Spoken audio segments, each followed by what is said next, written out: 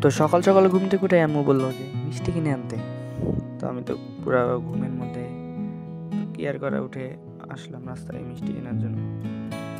অনেকক্ষণ ধরে দাঁড়িয়েছিলাম গাড়ি মানে, কিন্তু গাড়ি না পাওয়ার কারণে এখন যাচ্ছি সামনে মোড়ে, দেখি গাড়ি পাই নাকি। ওইখানে তো মোড়, ওখানে আশা করি গাড়ি পেয়ে যাবো, দেখি কি হয়। মোড়ে চলে আসলাম।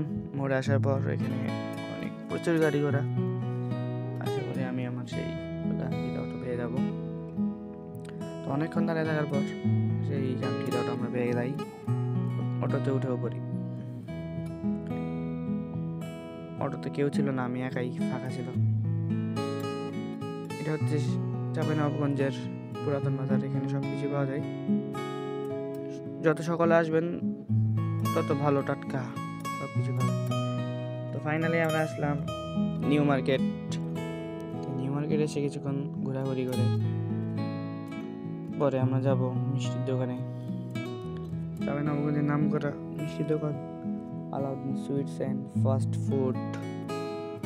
তো এখন আমরা যাই, চলেন এখানে থেকে মিষ্টি কিনে আনি। এখানে সব ধরনের মিষ্টি আছে, সব কিছুই লোভনীয় লাগতেছে দেখে, কিন্তু টাকা নেই, কিনতে পারবো না। তো গাইজ আমাদের মিষ্টি কেনা শেষ, এখন আমরা বাসায় যাব। তো এখন অটোর জন্য দাঁড়াইতে হবে। না না না, অটো পেয়ে গেছি, এবং এখান থেকে অটো পাওয়া একটু সহজ আর কি। তো অটোতে উঠে পড়ছি, বেশি না, বেশি হলে 5 মিনিট। তো 5 মিনিট পর আপনার সাথে দেখা হচ্ছে।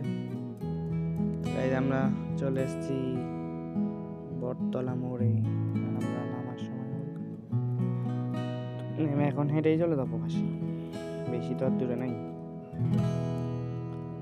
সব মিলে চাঁপাইনবাবগঞ্জ শহরটা অনেক সুন্দর, পরিবেশের দিক থেকে, মানুষ সবই ভালো। তো ফাইনালি আমরা চলে এসেছি আমাদের বাসায়, মোড়ে গলিতে চলে এসেছি।